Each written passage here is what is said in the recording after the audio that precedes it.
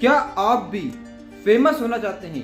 क्या आप भी वो फेम पाना चाहते हैं जिस फेम को पाने के लिए कई लोगों ने कपड़े उतार दिए और नंगा नाच करने लगे, लेकिन आप ना तो कपड़े उतार सकते हैं और ना उनके जैसे नंगा नाच कर सकते हैं, लेकिन फिर भी आपको फेमस होना है।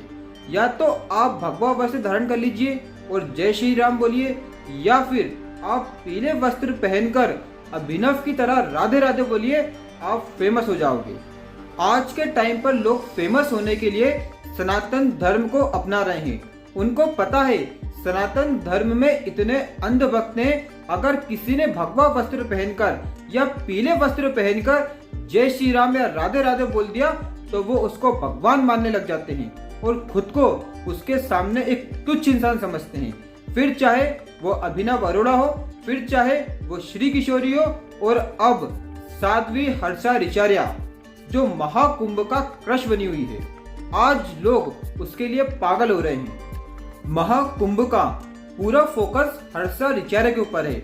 आप सोशल मीडिया के किसी भी प्लेटफॉर्म के ऊपर चले जाइए, आपको हर्षा रिचार्या ही नजर आएगी। आप किसी भी न्यूज चैनल को देख लीजिए, वहां पर हर्षा रिचार्या ही ट्रेंड कर रही है, और न्यूज चैनल वाले भी टीआरपी बटोरने के लिए हर्षा रिचार्या का इंटरव्यू ले रहे हैं। कौन है हर्षा रिचार्या? एक साध्वी है, ढोंगी है, पाखंडी है। न्यूज चैनल वाले उससे ही पूछ रहे हैं। अब आप सोचिए, कोई पाखंडी ढोंगी बोलेगा कि मैं पाखंडी हूँ, ढोंगी हूँ, और लोग उसको साध्वी बोलने लग गए, जबकि वो बेचारी खुद मना कर रही है कि मैं साध्वी नहीं हूँ, मुझे साध्वी मत बोलिए। आखिर कौन है वो, साध्वी है या ढोंगी है? आइए जानते हैं इस वीडियो में। कई लोगों ने हर्षा रिचार्या का इंटरव्यू लिया और उससे पूछा कि क्या आप एक साध्वी हैं, क्योंकि लोगों के बीच में यही कंफ्यूजन है। तो वो बोलने लगी, मैं साध्वी नहीं हूँ, अभी मैंने सिर्फ गुरु मंत्र लिया है, गुरु दीक्षा ली है, और मैं उसी गुरु मंत्र का जाप करती हूँ। अब आप मुझे बताइए, अगर ये साध्वी नहीं है तो फिर ये भगवा वस्त्र पहनकर महाकुंभ में क्यों आई थी? अगर ये भगवा वस्त्र पहनकर नहीं आती तो किसी का भी फोकस इसके ऊपर नहीं चाहता, और ये चाहती थी कि मैं भगवा वस्त्र पहनकर जाऊं और लोगों का फोकस मेरे ऊपर पड़े और मुझे फेम मिल जाए। पहले इसके 1 मिलियन फॉलोवर्स भी नहीं थे, लेकिन जब ये महाकुंभ में भगवा वस्त्र धारण करके आई, उसके बाद इसके 1.5 मिलियन फॉलोवर्स हो चुके हैं। ये निरंजनी अखाड़ा के कैलासानंद जी से इसने दीक्षा ली है। अब आप मुझे बताइए कि वो कैलासानंद जी ने इसको भगवा वस्त्र धारण करने की अनुमति कैसे दी है? क्योंकि जो संन्यास ले लेता है, जो साध्वी बन जाती है, उसके लिए भगवा वस्त्र, पीले वस्त्र या फिर सफेद वस्त्र होते हैं।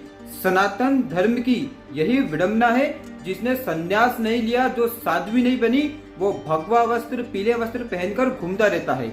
ऐसे लोगों के ऊपर कार्रवाई की जानी चाहिए, क्योंकि ये साधु संतों को बदनाम करने का कार्य कर रहे हैं और इसके सिवा कुछ नहीं कर रहे हैं। हर्षा रिचार्या पहले एक्टिंग, मॉडलिंग और एंकरिंग करती थी।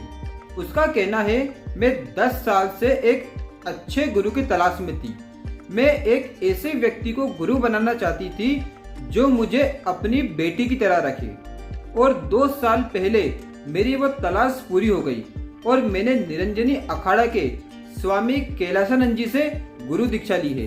वो मुझे अपनी बेटी की तरह मानते हैं। जब उनसे पूछा गया कि अभी आपने साध्वी नहीं बनी हो, आपने वो दीक्षा नहीं ली है, तो अब आगे आप क्या करोगे? क्या वापस से आप मॉडलिंग, एक्टिंग या एंकरिंग करोगे, या फिर आप साध्वी बनोगे? तो उसका ये कहना है कि अभी मैं कुछ नहीं कह सकती कि मैं आगे क्या करूंगी। ये सब मेरे गुरु के ऊपर डिपेंड करता है कि आगे वो मुझे क्या मार्गदर्शन करे, किस मार्ग पर आगे चलाना चाहें। तो भैया साफ बोल दो ना कि गुरु तो यही बोलेंगे कि आप साध्वी बन जाओ, लेकिन अब आप साध्वी नहीं बनोगे, क्योंकि आपके तो 1.5 मिलियन फॉलोवर्स हो गए, अब आप तो पूरे इंडिया में छा चुके हो। हर्षा रिचार्या का कहना है, मैंने 2 साल पहले गुरु दीक्षा ली थी और तब से ही मैं गुरु मंत्र का जाप कर रही हूँ और इसी मार्ग पर हूँ। अब आप इसे देखिए, ये नवंबर 2024 में, आज से लगभग 2 महीने पहले ये बैंकॉक गई थी एंकरिंग करने के लिए, लेकिन इसने तो बोला कि मैं तो 2 साल से इसी मार्ग पर हूँ, तो फिर ये बैंकॉक कौन गया था? इसका मतलब ये है कि ये साफ साफ सफेद झूठ बोल रही है। जब अभी मुक्तेश्वर नंद जी से पूछा गया महाकुंभ में एक लड़की चर्चा का विषय बनी हुई है। वो साध्वी तो नहीं है, लेकिन फिर भी भगवा वस्त्र धारण किए हुए है। अभी मुक्तेश्वरानंद जी ने बोला, ये निंदनीय कार्य है। अगर आप सन्यासी नहीं हो, आप साध्वी नहीं हो, तो आपका कोई अधिकार नहीं बनता है कि आप भगवा वस्त्र धारण करो। और आप यहाँ पर अपने पापों को नष्ट करने आए हो, पापों को धोने आए हो, ना कि आप यहाँ पर ग्लैमर फैलाने आए हो। यहाँ पर जितने भी साधु संत तपस्वी नागा साधु हैं, वो कोई धूल लपेट रहा है, कोई भभूति रमा रहा है, वो अपने ग्लैमर को छुपाने की कोशिश कर रहे हैं। और यहाँ पर जो हर्षा ऋचा है वो अपने ग्लैमर को दिखा रही है। जब इन्होंने वीडियो डाली तो सोशल मीडिया पर भी लोग अलग अलग कमेंट कर रहे हैं। अगर आप साध्वी हो, अगर आप महाकुंभ में आई हो, तो फिर आपने लिपस्टिक क्यों लगा रखी है? आप मेकअप करके क्यों आई हो? जब हर्षा ऋचा से पूछा गया कि आप इतने अच्छी मॉडल हो, इतने अच्छी दिखते हो और आपका काम भी अच्छे से चल रहा था, तो फिर आपने ये वाला मार्ग क्यों चुना? तो उन्होंने बोला कि मैं मन की शांति चाहती थी, इसलिए मैंने इस मार्ग को चुना। तो बहुत अच्छी बात है कि जब व्यक्ति सब तरह से परेशान हो जाता है और मन की शांति पाने के लिए वो भगवत मार्ग पर ही चलता है।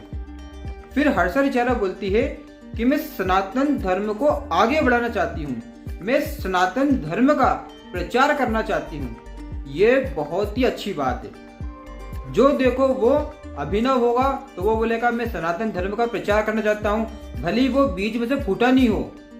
ये बहुत अच्छी बात है।